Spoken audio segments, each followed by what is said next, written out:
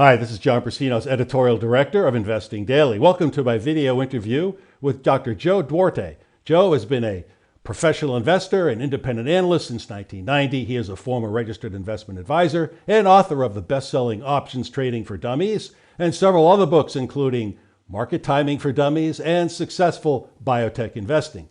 Joe, thanks for being with us today.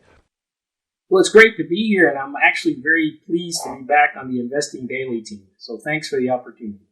Yeah, you worked for us for several years, and we thought so highly of you, we brought you back. I also know that you have a busy medical practice, so we appreciate your ability to come back on our staff and lend us your unique insights. You know, today I want to get Joe's take on current stock market conditions and the best investment opportunities that he sees ahead. But first, let's get some context. Joe, do you belong to any particular school of investing? Is there a set of overarching precepts that you follow?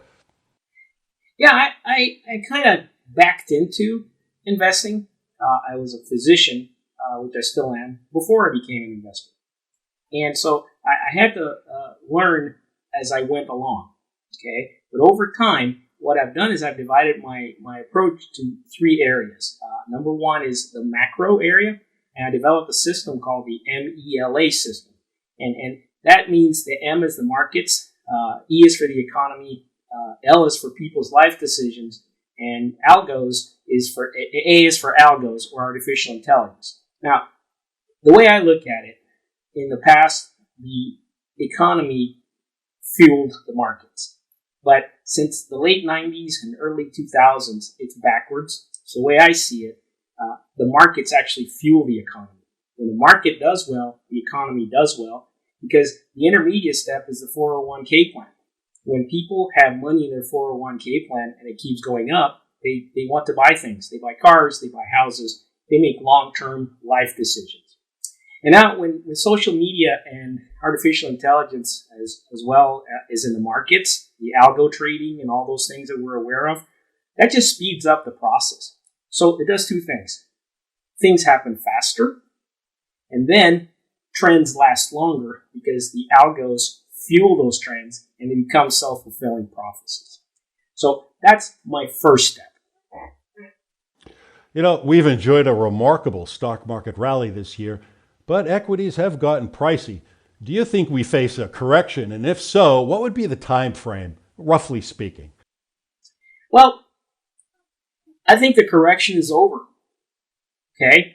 And you know, it comes from the fact that my number one indicator, and again, it piggybacks onto the MELA system. I like to look at things differently than other people.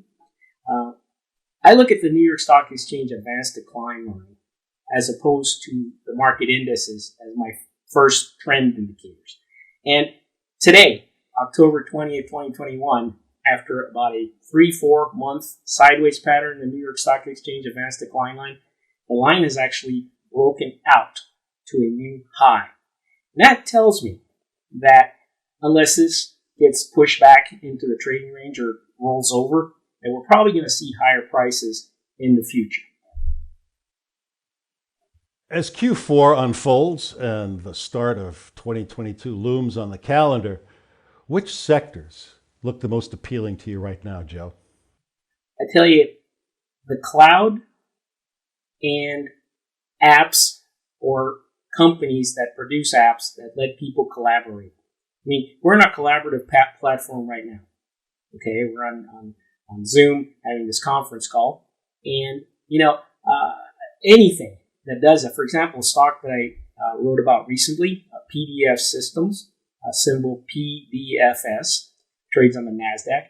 These guys have a collaborative platform for semiconductor chip design.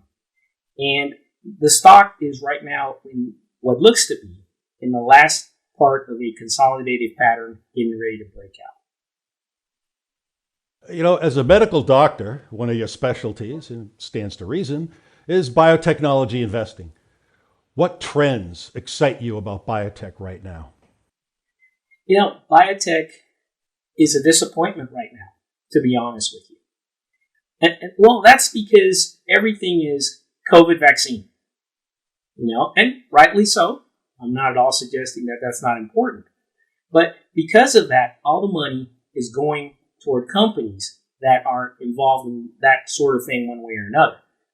I think the future of biotech is osteoarthritis, pain management, rheumatoid arthritis, lupus, and cancer. I think those are the big areas that in the future, when we have breakthroughs, are going to drive prices significantly higher. Okay. Now, outside of health services, in your mind, from an investment standpoint, of course, what are the most promising technology megatrends?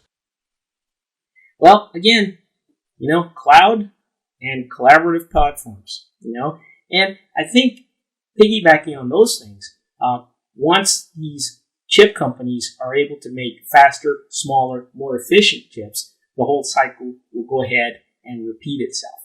It's all based on technology. One of the recent articles I wrote for Investing Daily was about Texas Instruments. I think that's one of the companies that you focus on because they're always at the lead of what's next. What are the most dangerous risks facing investors right now? What sort of risks is the investment community giving short shrift to or ignoring or underestimating in your mind? The Federal Reserve and the political environment. If the government can't agree on things, gridlock is not always good. But the Federal Reserve is an even bigger problem because there are signs that the economy is starting to slow, and they're going to pull this tapering thing, whatever you want to call it, where they're going to inject less liquidity into the system. I don't know if that's the right thing to do at this time. And the market, of course, is betting that the Fed's going to back off, which is why the advanced decline line is moving higher. But if there was anything that would worry me the most, it would be the Federal Reserve making a big mistake on interest rates.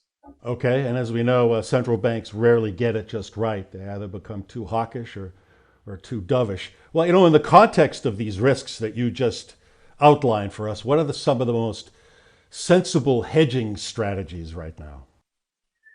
Well, caution is simple if you just take a step back and think about it.